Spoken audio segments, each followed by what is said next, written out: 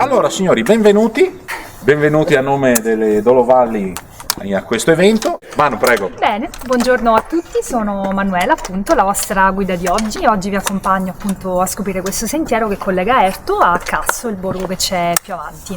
Ed è bello che insomma Dolovalli organizzi escursioni in questi luoghi per portare un po' di vita.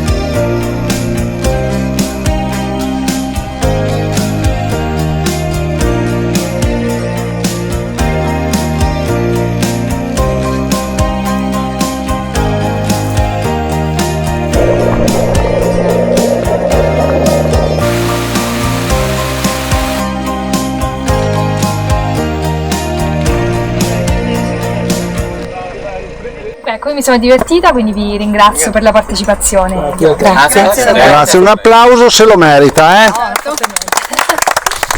Ecco, sì.